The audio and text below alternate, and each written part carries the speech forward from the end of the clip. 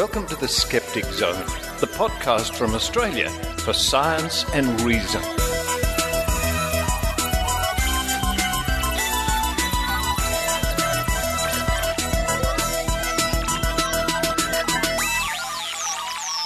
Hello and welcome to the Skeptic Zone, episode number 348 for the 21st of June 2015. Richard Saunders here with you from a cold, wet, damp, soggy, moist, drizzly, rainy, wet Sydney, Australia. Now, before we get into this week's show, before I tell you what's coming up, today I had the great pleasure of spending some time with some skeptics. More about this next week, a lot more about this next week, when we went to the freedom of choice, no jab, no pay, no way protest, rally, march debacle here in Sydney, Australia, at the steps of the town hall, where a group of some people gathered to whine, rally against the government plan to stop welfare payments to people who won't vaccinate their children.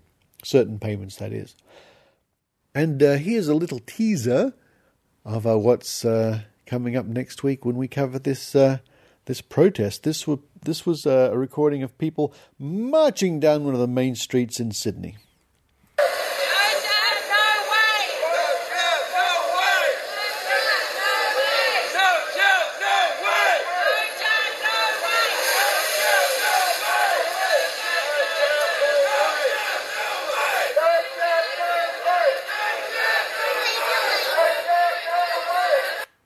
Yeah, there just wasn't that many of them.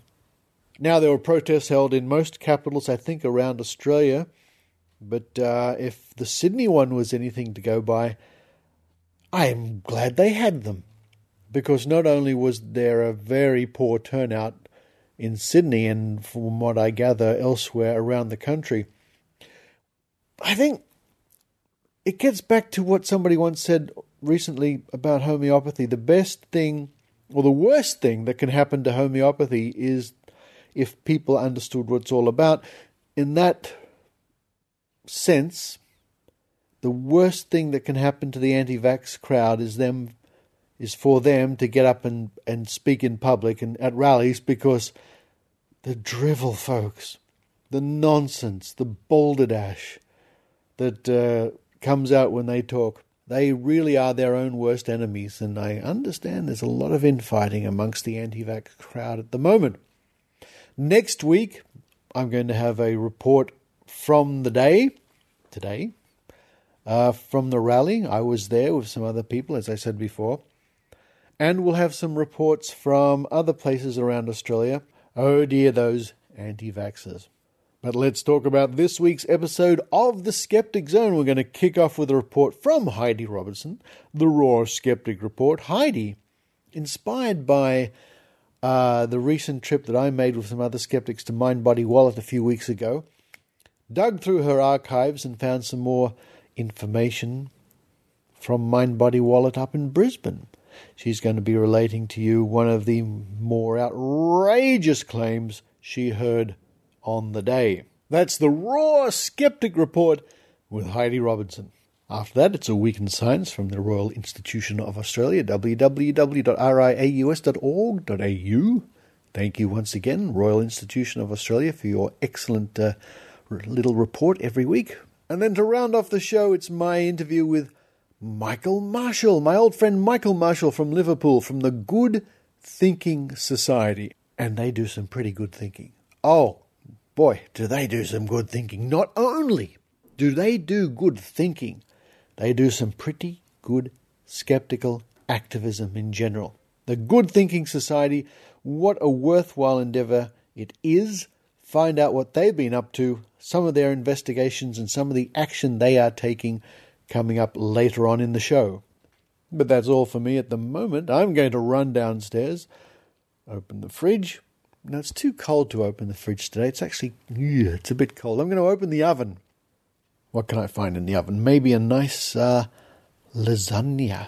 Ooh, a vegetarian lasagna I think I'm in the mood for. Why not?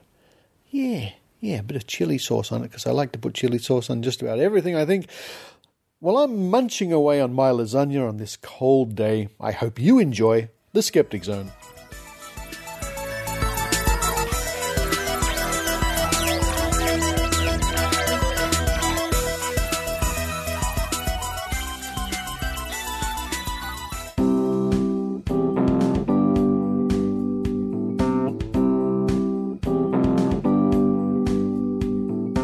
It's the Raw Skeptic Report with Heidi Robertson.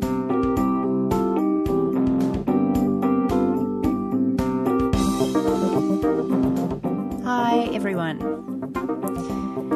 Hearing Richard, Joe and Iran's report 3 weeks ago on the Mind, Body, Spirit festival they attended in Sydney reminded me that I still have a large collection of material I gathered at the Brisbane Mind, Body, Spirit in March of this year. I got it out the other day and searched for the flyer that had particularly piqued my curiosity for its extraordinary claims, but even more so the improbability of the device being advertised. I think I can confidently say that I've never come across anything quite like this before. As far as examples of where prior plausibility must come into play, this is not only a good example, this example takes the cake. And the whole bakery with it.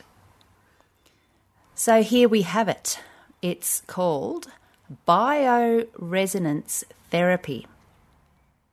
I had about a 10 to 15 minute chat with the lady at this stall, who I shall call Doris, who was very friendly and open to my questions, and it soon became evident that she is a true believer in this therapy. I say that as opposed to a quack just out to make money, knowing full well what they are spruiking is a scam. She was definitely not one of those. So Doris, at least in my view, is a victim, albeit a victim who is now perpetuating the woo on a vulnerable public. But I won't pick on her in particular by naming her, as there are over 90 other practitioners in Australia and, according to some websites, 13,000 devices in use worldwide. So what is it? Who is behind the marketing of it? How do they describe its workings, and is there any evidence to support their claims? The beginnings of bioresonance therapy started with an acupuncturist in the 1950s, and the first machine was developed by a Dr. Franz Morell, a German physician, in the 60s. Morell was also allegedly a Scientologist, which is interesting because what drew me to this stall at the Mind, Body, Spirit was this machine that I thought looked remarkably similar to the e-meter auditing contraption that Scientologists use. And yes, a Scientology stand complete with e-meter was also at a stall nearby. There have been many and varied models of bioresonance machines over the years. This particular company I'm looking at manufactures the Biocom 2000. There is the German manufacturer of this brand and the Australian distributor, although presumably there are distributors worldwide. The ailments claimed to be helped by bioresonance therapy are, as with many alternative therapies, pretty much all-encompassing. Enough weasel words have been used that one could argue that they are not claims at all, but the insinuation, in my opinion, is clear. Doris mentions the following on her website and in her marketing material: allergies, anxiety, stress, chronic fatigue, digestive complaints, sinus, hay fever, candida, migraine, viruses, parasites, urinary tract infections, radiation, skin conditions, heavy metal toxicity, chemical sensitivities, pain, scars, hormonal imbalances, ADD, ADHD, addictions, emotional issues, phobias, self-esteem, relationship issues, and quitting smoking.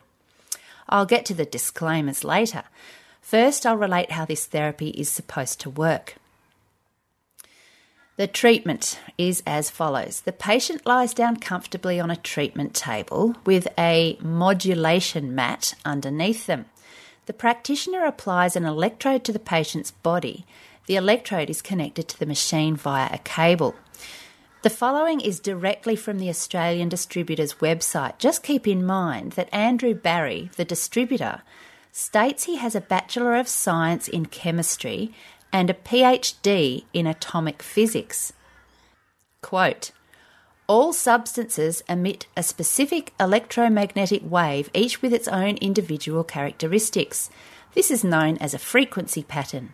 The BICOM device uses these frequency patterns taken either from the body or from substances that are stressing the body.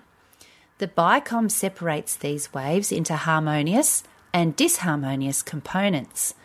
The healthy waves can be boosted and sent back to the body to strengthen normal functions, while the unhealthy waves are inverted or turned upside down by an electronic mirror circuit before returning them to the body to reduce their negative effects. With each treatment, information from the body or substances is altered and sent back to the patient via a large electromagnetic therapy mat. End quote. They then give a couple of examples. Example 1, quote, the patient presents with a runny nose and cough. First, we collect body secretions, in this case, mucus. We use this sample, as well as an electrode on the throat, to input information into the BICOM device. The BICOM detects this energetic information and then uses its internal filters to separate the healthy and unhealthy frequencies. After amplifying the healthy frequencies and cancelling out the unhealthy ones, the signal is then returned to the body. End quote. Let me clarify. The patient's mucus is put into a beaker and subsequently the machine reads the frequency of the mucus, boosting the good frequencies and eliminating the bad frequencies. Extraordinary claim. Example 2, quote, the patient presents with an allergic response to a food additive. In this example, we are dealing with a toxin. Unlike the previous example, there is no healthy aspect to this substance, so a vial containing the food additive will be used as the input. The frequency pattern of the additive is passed through a filter which then inverts it. This new frequency is then sent back to the body. This cancels the effect of the toxin on the patient. End quote. I'm sorry, but having treated patients myself suffering the most severe form of allergy, life-threatening anaphylaxis, it's downright irresponsible if they are claiming to diagnose or treat allergies. If a patient thinks they have been cured of their life-threatening allergy, what's to say they will not expose themselves to the allergen once more in order to test it out? It gets better. There is also a different model of the BICOM 2000 called the Optima. Quote, practitioners with a knowledge of homeopathy can use the Optima to potentise substances in the range D3 to D1000. A substance is placed into the input beaker and the signal is transmitted to a vial in the output beaker containing a suitable storage medium.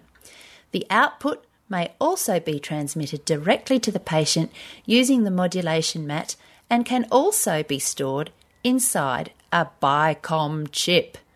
The chip storage device is used to store the treatment signal inside a stainless steel chip. It can then be attached to the body to allow for additional treatment after the initial therapy session is over. End quote. Now for the disclaimers. Perhaps if you are so inclined, Google bioresonance therapy, find a practitioner near you and see if they have similar disclaimers in place. So it seems that in alternative medicine, if you are forbidden from making specific health claims, the next best thing is gathering a large volume of glowing testimonials to make the claims for you, aka Australian chef Paleo Pete Evans style. This from the German website. Quote, you will no doubt be interested in finding out which illnesses BICOM bioresonance therapy is able to treat. Unfortunately, we cannot provide this information here since the law on advertising in the healthcare system in Germany will not allow us to do so. However, we would be happy to give you the names of BICOM therapists who you can contact with your queries. End quote. The information brochure from the Australian distributor's website contains the following disclaimer, quote, "Just like homeopathy, acupuncture and other methods of complementary therapy, BICOM bioresonance is a form of regulatory medicine. Within complementary medicine, BICOM bioresonance therapy is recognised as an effective, tried and tested method. In orthodox medicine, however, BICOM bioresonance has not been subject to scientific research and is therefore not yet approved. All claims made regarding effects, properties and indications are based on findings and empirical values from BICOM bioresonance therapy itself." End quote. There is a downloadable section on that website at bicomaustralia.com.au that contains apparent scientific evidence of the efficacy of the therapy. I'll leave it up to you to determine the veracity of those studies. Doris has also placed a disclaimer on her website, quote, "When we answer your questions, we only provide information. We do not diagnose disease, nor do we prescribe anything or advise you to give up existing medications. This is a decision to be made only by yourself and doctor. If you act on any information we provide without your doctor's approval, you are prescribing yourself. That is your right to do so, but we take no responsibility or liability for your actions." End quote. During my talk with Doris, I remarked how passionate she appeared to be about the therapy. She told me that she had outlaid $40,000 for 2 of these machines in order to start up her own business. Looking online, I see the Australian distributor charges $2,040 for a 6-day course, enabling someone with no prior medical experience to set up shop and claim, but not claim, to treat the above wide variety of ailments. The Optima machine models range in price from $26,000 to $31,000 each. Of course, there are ongoing costs once one has bought the machine. Vials of homeopathic substances from Germany, for example, that are used in conjunction with the machine. Considering the considerable start-up costs, it's not surprising that Doris charges $240 for the initial 2-hour consultation. She also sells products on her website, including supplements, pain relief and detoxing in the form of power strips, which could be a whole other Skeptic Zone report in itself, and various methods of EMF and radiation protection.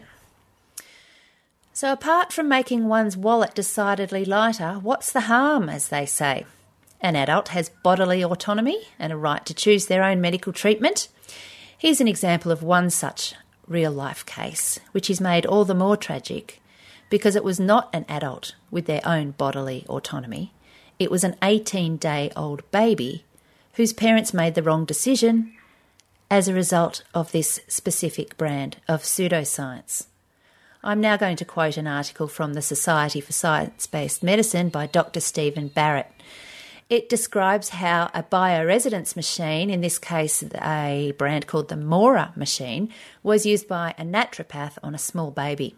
Quote, "In August 2003, Reginald Harold Fenn, 74, of Port Stephens, Australia, was found guilty of manslaughter in connection with the death of 18-day-old Mitchell James Little, who was born with aortic stenosis, a structural heart defect that surgery can repair.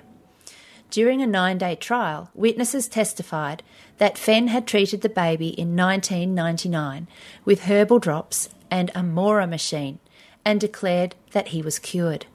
He recommended that parents, Michael and Elizabeth Little, not allow their baby to undergo surgery. Mr. and Mrs. Little then cancelled an appointment at Westmead Hospital where Mitchell was to be evaluated for an operation to repair or replace the narrowed aortic valve that was putting pressure on his enlarged and overworked heart.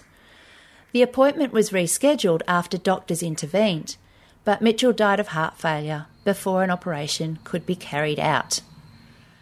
Elizabeth Little testified that Fenn had put 2 metal cylinders on the baby's legs and attached them to a machine. She also said Fenn told them it would supply energy to the body and cure Mitchell's heart problem, and that he had cured hundreds with a similar condition. End quote. In February of 2004, Fenn was sentenced to 5 years jail, but the judge suspended the sentence due to Fenn's terminal skull cancer, which apparently was not able to be cured by bioresonance therapy. That's all from me this time. You can find me at nrbs.info, as well as at the Twitter handle NRVaxSupporters. That's VAX. Thank you.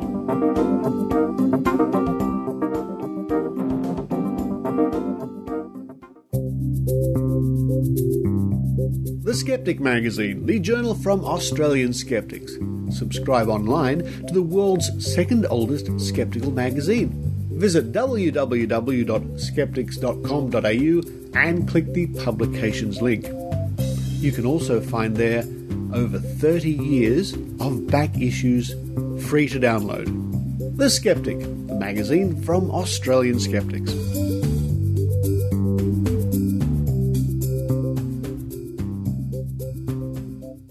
On maynard.com.au. Coming up in this episode of Bunga Bunga 15, Tim comes clean and apologises for his behaviour. I hate you more! Should cats unionise? We visit backstage with the Doug Anthony All-Stars and their audience. At any point, any three of these guys could go down. And a touch of Shirley Bassey. A touch, just a touch, maybe a stroke of her cheek. On maynard.com.au.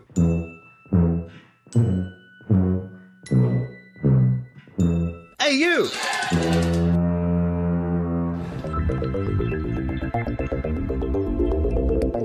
Welcome to A Week in Science from RiAus, bringing you the science you need to know. Ever wanted to take a stroll on the surface of Mars, maybe analyse some rock formations? Well, thanks to a collaboration between NASA and Microsoft, scientists are getting the chance to do just that.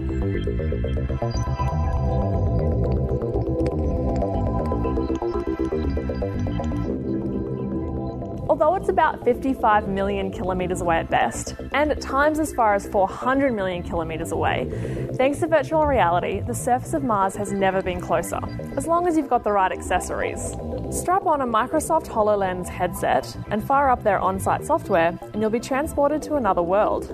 Using data from the Curiosity rover, the virtual reality system creates a three-dimensional, explorable planetary surface. Scientists can behave just like geologists do here on Earth, walking around an object to get a better view, crouching down to inspect it from a new angle, and understanding the spatial relationships between objects in a more natural, human way. Researchers can also do things like target an object by looking at it and use gesture-based menus to program the rover. The technology can bring together scientists from all over the world. Researchers from different countries can both wear headsets and access the same Mars surface program, communicating directly through the system. NASA's next steps for exploring Mars are to send an orbiter in 2016, participate in the European Space Agency's rover mission in 2018, and send their own rover in 2020. And now, 4 fast facts about the red planet. Mars is about half the size of Earth, but the land area of both planets is about the same. Depending on planetary positions, launch speed, and fuel load, it takes between 150 and 300 days for spacecraft to travel from Earth to Mars. The first Mars rover, the Pathfinder Sojourner, landed in 1997. The Spirit and the Opportunity arrived in 2004, and Curiosity has been patrolling the surface since 2012. Curiosity has a tendency to take selfies, but relies on its friends back on Earth to digitally remove the extendable arm that takes the snap. That's it for this Week in Science. For more information on exploring Mars, go to the RiAus website, riaus.org.au. Follow us on Twitter at RiAus and like us on Facebook. I'm Casey Harrigan and we'll catch you next week.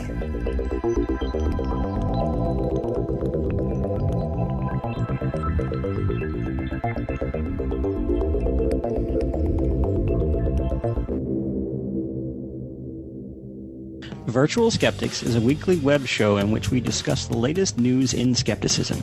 Whether it's a new case of spontaneous human combustion, a conspiracy theory, the latest update on the upcoming robot apocalypse, tech news for skeptics, or the latest wacky religious claim, we cover it all. We record the show live as a Google Plus on-air hangout, so join us and our host, Brian Gregory, for an hour of mostly intelligent talk every Wednesday at 8 p.m. Eastern U.S. time. Watch us at virtualskeptics.com and participate in the show on our hashtag #VirtualSkeptics. The Virtual Skeptics. It's like Meet the Press, but with chupacabras.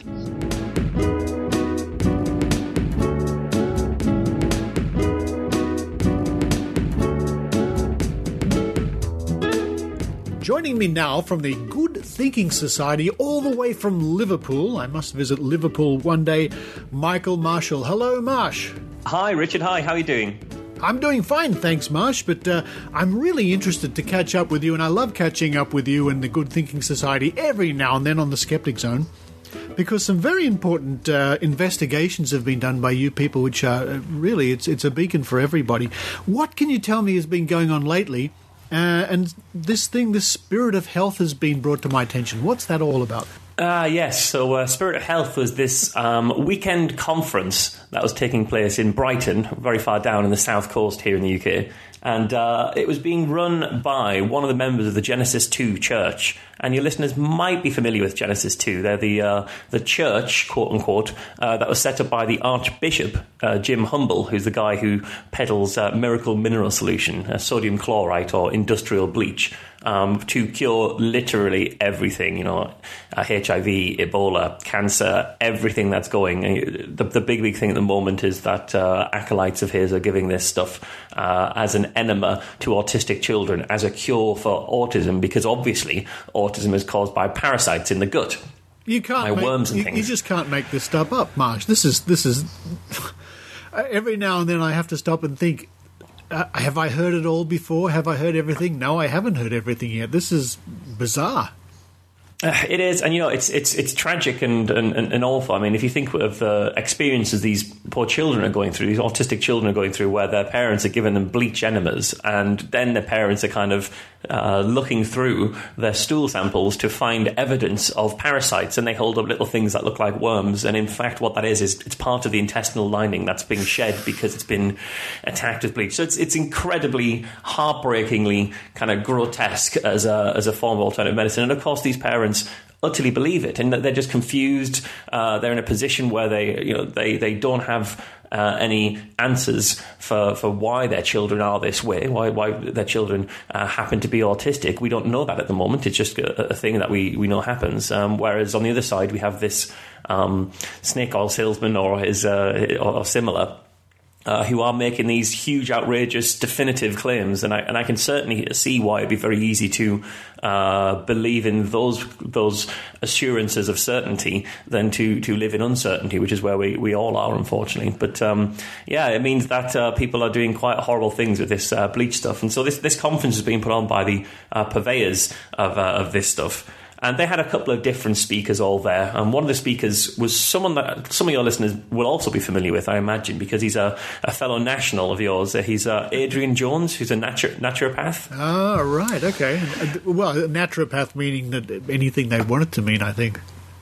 Yeah, essentially so, yeah. So we saw that this kind of conference was taking place, and it was literally just after QED. I think while we were at QED, and I was up on stage doing what I normally do, which is kind of saying to people, it's actually not that hard to get involved in nonsense that's around you. It's actually you end up in strange adventures and fun places, as well as seeing quite harrowing things. And because I've been saying this, a guy called Tom Bruce from the Brighton Skeptics came up to me and said, I live just by this where this conference is going to take place, and I was thinking of going along and handing out leaflets or talking to people. What should I do?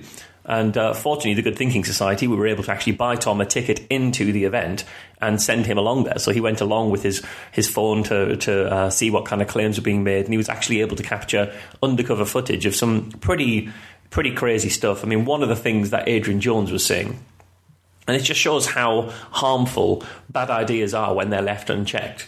Because it's very easy to say, well, a naturopath, they kind of natural and kind of soft and gentle alternative medicine. They're going to do nice teas and nice smells. But actually, when you leave it unchecked, they go to quite extreme places. And one of the things Adrian Jones was talking about was using black salve which is this hugely kind of corrosive, zinc-filled salve that you spread on your skin when you have cancer, and it apparently draws the cancer out. Well, actually what it's doing is it's kind of burning your skin and just leaving gaping holes in your skin. It's a really, really bad idea. Black salve is an awful substance, and we've seen horrible examples of what it can do. Certainly I've seen some very disturbing images. It really, it's like an acid on the skin almost, isn't it? It really, I don't know if it rots the skin or it eats away the skin, but it's bad news. Yeah, it's an escharotic, they say, so it creates like an esker, like a kind of ashen kind of scab out of your skin and just keeps pulling more and more stuff into that. And I always say to people, don't Google for images of black salve. Yes. People always inevitably do and then say to me, I shouldn't have done, because it is quite horrible.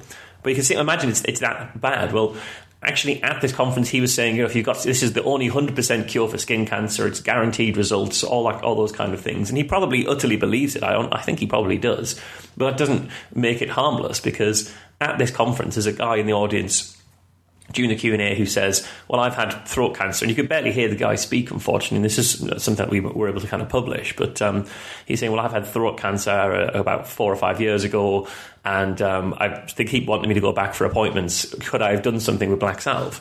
And Adrian Jones says to him, yes, black salve, what you should be doing is you should be gargling with black salve to cure your throat cancer. That would do it, which just seems like incredibly bad advice to gargle with something that's so corrosive.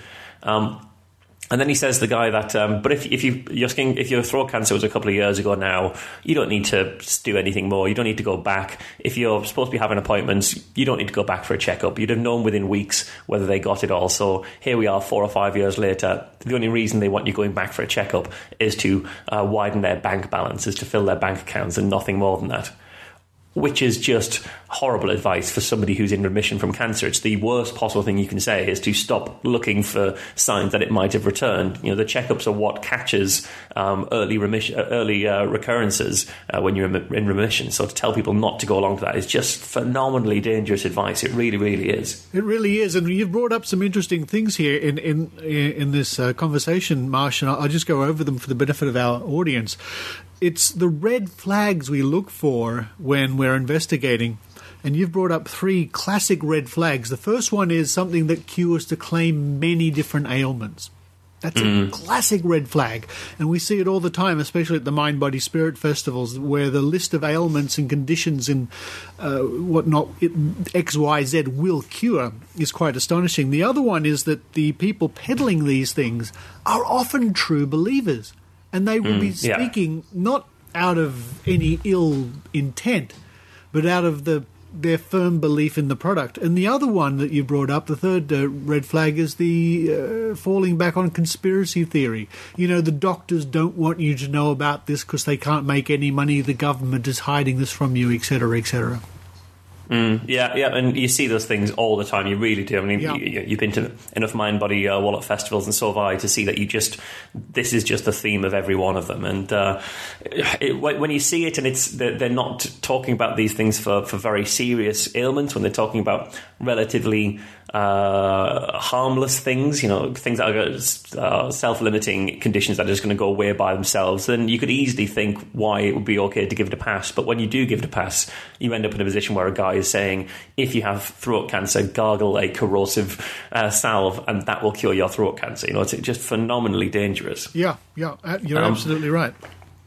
But unfortunately, because Tom was willing to go along and actually sort of sit through and be there the whole day, and also, quite importantly, he wasn't there to disrupt, he wasn't there to challenge, he wasn't there to shout and rave and yell and be that kind of skeptic, because if he was doing that, then immediately he'd have been kicked out, and we wouldn't be able to see what's actually said at these things. And I think it's so important to know what claims are being made and how these claims are being made, what evidence is being brought forward, because that makes us much, much better at counteracting it. So because Tom was there, I'm just about to say that's a very, very, very good point you bring up, because many times people would like us to go into these places like a Mind, Body, Spirit, Mind, Body, Wallet or something like this, and somehow almost be like a Christ figure and turn the tables on the money changers, and banish them and conquer them instantly. It just doesn't work like that. It's frustrating at times, but the best approach is to really give these people enough rope. And I think that really it bears out to be the most productive thing you can do. Yeah, I completely agree. I mean, nothing kind of saddens me more. And I'll caveat that because, for one thing, we need a plurality of approaches in skepticism. There's no one size fits all. But it does frustrate me when I see skeptics who are doing that kind of big, grandiose, shouting in your face, telling people they're wrong, turning the metaphorical tables over approach, because it always feels to me that the only person you're reaching is yourself when you do that. That's my opinion of it is that the person who feels best about that entire interaction is you, and not the person you're talking to, not even really some of the people around you who might think, well, that person might have been right, but wasn't. He's so aggressive and nasty and horrible. So you kind of you win the battle and lose the war in a way. I think it's really, really important that we come across as nice people. I mean, we are. There's so many of us who are nice people. So why not let that shine through, I think, while we're also spreading good information? Well, exactly. Well, we hope so. So this is exactly the right sort of option that Tom took on the day.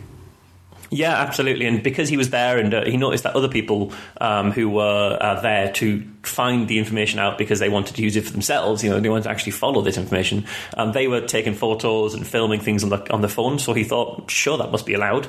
I'll do the same thing. And so he actually managed to get quite a lot of footage of some of the claims being made. And because we've got some reasonably good media connections with the Good Thinking Society these days, we're able to actually pass that to a national newspaper. And it ran as the front page story of that national newspaper for that day, pointing out that not only are these claims being made, but they actually went to a lot of MPs to say, our politicians here to say, don't you think the public should be protected from this? And we have trading standards, and we have the Cancer Act, and we have advertising standards, but clearly those aren't deterrents because these conferences just seem to keep happening. And this isn't the first time we've seen one of these big I can cure cancer, I can cure everything conferences happening.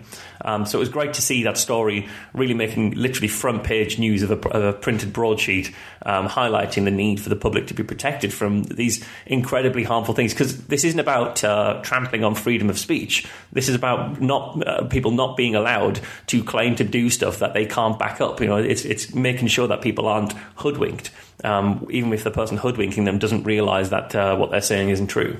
Yeah, absolutely right. And we have similar laws in this country, but we have similar frustrations, of course. And we keep harping back to Mind, Body, Wallet. But every time I go back to a Mind, Body, Wallet festival and see these claims being made and people being hoodwinked, there's a part of me, I promise you, there's a part of me that wants to leap around and yell at people. But I do my best not to do it. Yeah, no, I'm exactly the same. I mean, that's the thing. I go to Mind, Body, Spirit festivals relatively often. Even the last one I was at, the first two people I spoke to in the room broke the Cancer Act immediately. One was selling this weird device that goes on your tap and turns your water alkaline. And what they told me was, I can't say that this water will cure cancer because I go to prison for that. What I will say is that this device turns your water alkaline, and we know for a fact that cancer can't exist in an alkaline environment. And then the second person I met there was a believer in John of God, the Brazilian faith healer, which I thought that was gone and done for. I never thought I'd meet a John of God follower. But she was a follower of John of God who was talking about how you can go up on stage and he will remove your cancer with his fingers without using any knives. I thought, you're describing psychic surgery. This has been debunked for 30 years. This was debunked before I was born, essentially. It's terrible. So these kind of claims are just out there, really. They really are. Well, and that was why it was so great to see this front page of a national newspaper. Good work, absolutely, and that's the more media attention we can bring to these things, the better, and that's what we try to do in this country as well. And just about John of God, I think some of what he does also, and I've seen this online, sadly, on videos, is he will actually cut people. Believe it or not, he will actually get a knife and cut people. It's just disgusting. Yeah, well, these people is very. There are some people out there who really do believe what they're doing, and there are others who you have to strongly question whether they believe it or not. And if you were to ask me for my personal opinion, I'd be leaning in the latter camp for John of God. To be able to for so long do psychic surgery when it's been so comprehensively and thoroughly shown to be sham. It's astonishing that people will be happy to do that, and this is one of the things that often comes up when you talk to people about this kind of thing, about these claims. People say, well, how do people sleep at night knowing that they're doing this? And I honestly wonder how many people who know that what they're doing is false would go as far as the life-threatening conditions. Because if I was going to lie about it and lie about my treatment, I probably wouldn't lie about something so big that I'm going to catch a lot of attention. And I also wouldn't want to lie to people who are going to be a customer and then potentially die. Yeah. That's just bad economics, because it means they can't come back and buy it again, I think. Yeah. Well, most so of the psychic surgery we know of is done in the Philippines, and James Randi has written about this. People will go there and, in desperation, they're dying anyway, sadly. And they'll leave the Philippines thinking something's happened, and they'll go home and die anyway. But yes, there are people out there. We have to face the facts. There are people out there who will just do it because they can, and they usually get away with it.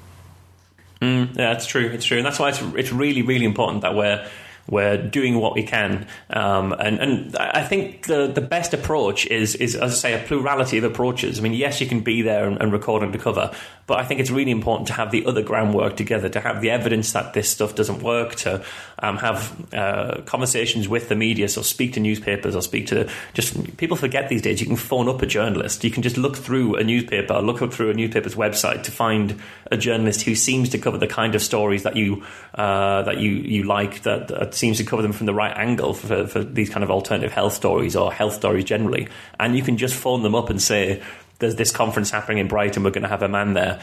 Do you want this information? Can I talk you through this story?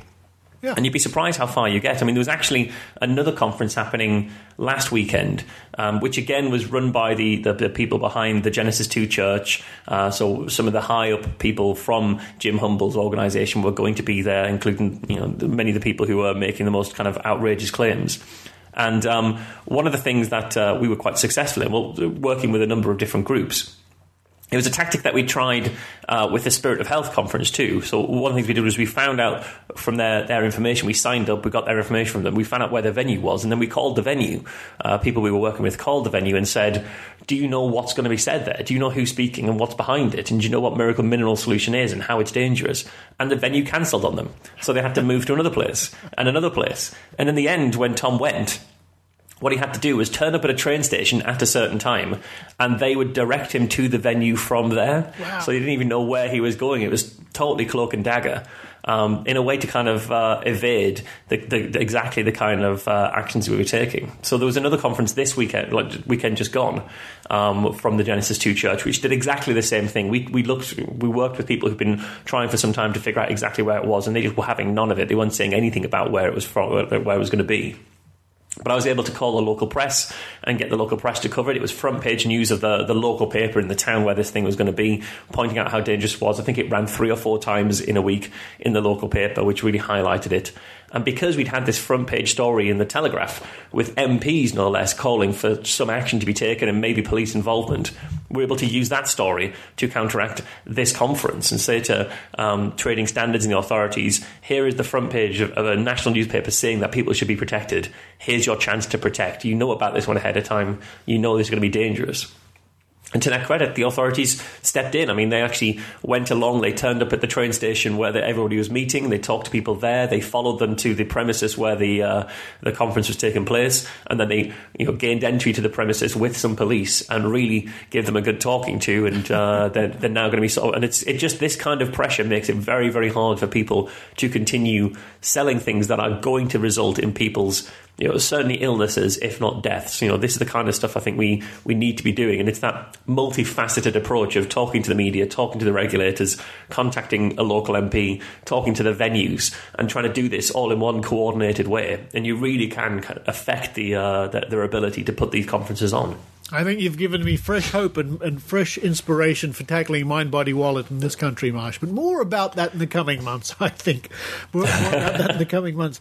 Now, and what else is going on with the Good Thinking Society?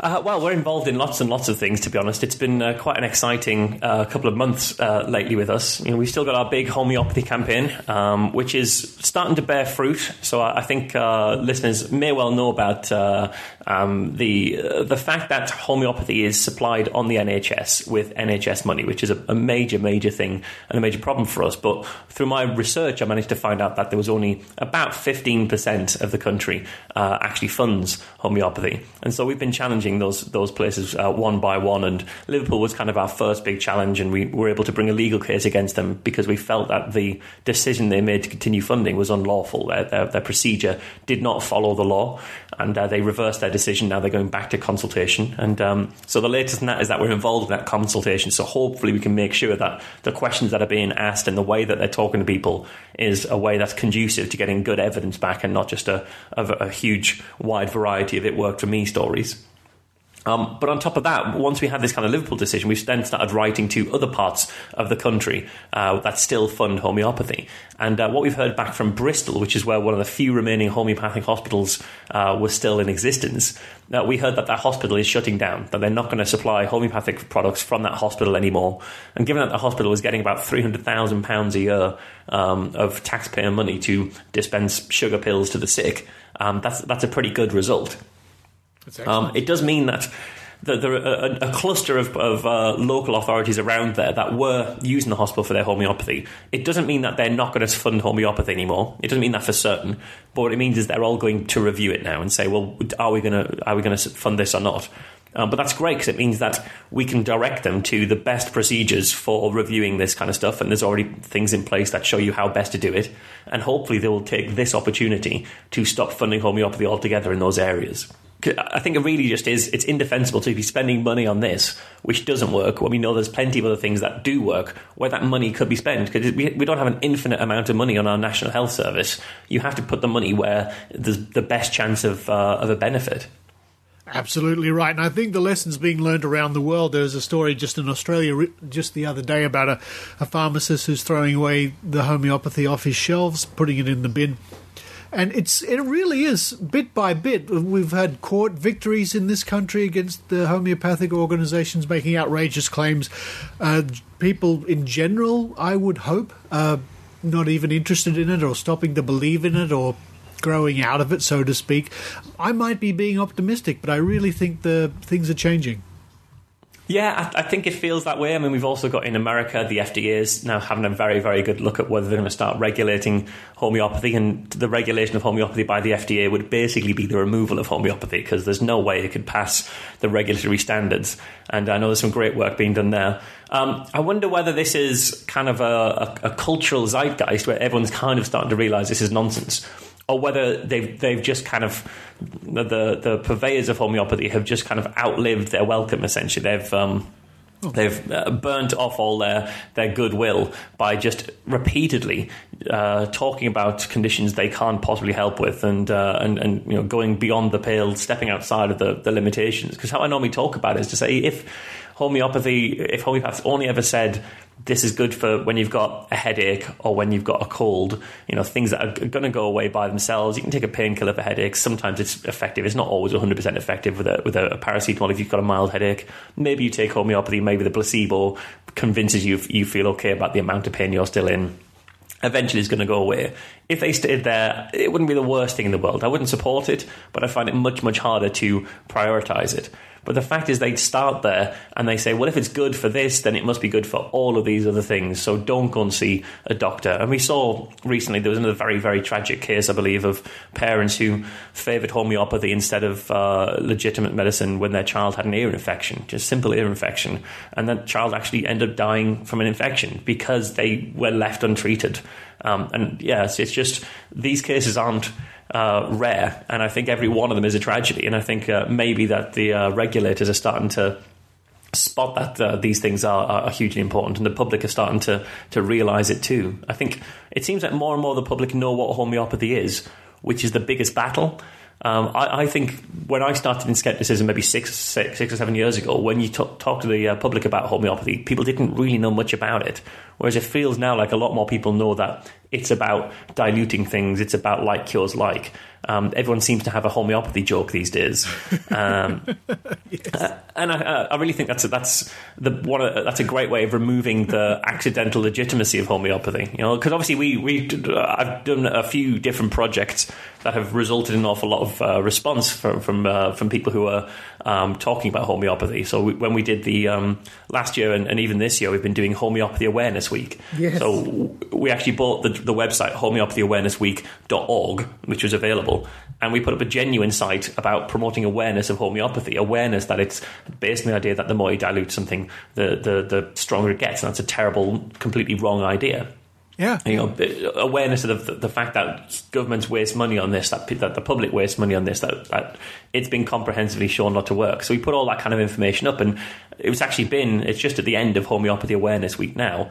And what we always find is that we share that website and we get hundreds of people coming back and saying, shouldn't it be awareness second or nanosecond? And everybody's saying that. Why do we need a full week? Surely the less aware I am, the more effective homeopathy is. But you are right. Education is very important, because when people get a good understanding of what it supposedly does or how it should work or the way it's put together, a lot of people can't believe it. And I think that's a very good thing. I mean, what's the saying that the worst thing that can happen to homeopathy is people actually find out what it really is? Yeah, I really do think, I honestly think awareness of homeopathy is the single biggest threat to homeopathy. Is just give them the opportunity to actually describe what it is. To don't mischaracterize it and don't denigrate it. Just describe it, and that's enough usually to make people realise that this is complete nonsense. So I honestly think homeopathy awareness is a very, very good thing, and it's also why we need, again, going back to this kind of plurality of approaches. We need not just people who are from a science background and a research background, but we need people who can convey these messages to the public and take them on. And that's why we need things like comedians and musicians and communicators and journalists to all be involved in spreading this information, because those are in many ways the experts at getting messages out there and and putting messages out there in a simple, understandable format. And I honestly think that's one of the big things that's affecting people's belief in homeopathy. I think it's having a huge effect on it. Marsh, what can I say? You and the Good Thinking Society are doing so much excellent work, and the proof is in the pudding. Or is it the proof is in the eating of the pudding? Even if it's a homeopathic pudding, I don't care, because you are getting results, and that's the important thing. You're educating people, you're getting headlines. It's a fantastic effort you're involved with. Folks, the website, no matter where you are in the world, this is worth checking out, goodthinkingsociety.org, goodthinkingsociety.org. And, of course, you can help the Good Thinking Society. Marsh, how can people help the Good Thinking Society? Yes, I mean, they can. I mean, we are a charity, so this is what I do full time, and the only reason I think that we're able to get the results that we get is because we are able to dedicate proper time to this. This is kind of what we do all day to really work on this. So as such, as a charity, we really need people's support. So if you go to goodthinkingsociety.org, there is a nice donate button on the site that'll allow you to either make a one-off donation or to make a recurring monthly donation, and every little bit of this helps, really. It helps us carry on our work. It helps us fund new investigations. It helps us fund the next legal challenge that we're looking to bring, and we've got a lot of things in the pipeline there. And also help us, fund the ongoing existence of the charity into the future. We'd like to make this something that really stays around and continues to do really good work into the future. So if anybody wants to kind of support that, then goodthinkingsociety.org and go to donate. That'd be great. And I recommend that you do that, folks, because, as I say, these are people who are really out there doing the hard work and getting the results. Donations to people like the Good Thinking Society, and even, if I might say so, the Skeptic Zone, really do help. It's not just giving or donating money to feel good. The money you donate means something and goes a long way. Marsh, I can't wait to catch up with you sometime in the future. Who knows where it'll be? I hope it'll be in Liverpool, actually. I've always wanted to visit Liverpool. But no matter where it is, I look forward to it. Congratulations on your successes, and here's to more successes in the future. I'm sure we'll be able to talk again soon about the next things that we're doing with Good Thinking. And I always like to say as well, congratulations on all the work that Australian skeptics do. You really are some of the world leaders in inspiring the kind of work that we're doing and another kind of work too. So it's always great to catch up, Richard. Thanks, Marsh.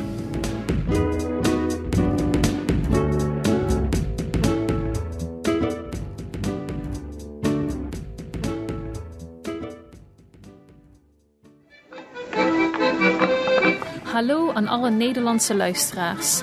Op dit moment bent u aan het luisteren naar de Skeptic Zone voor wetenschap en kritisch nadenken. Voor meer informatie ga naar www.skepticzone.tv.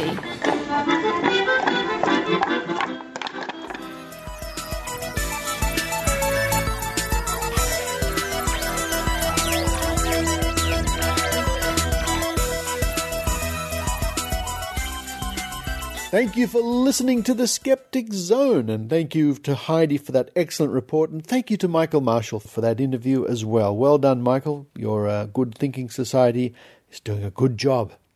Now, as I mentioned, coming up on the Skeptic Zone next week, more about the No Jab, No Pay, No Way rally in Sydney.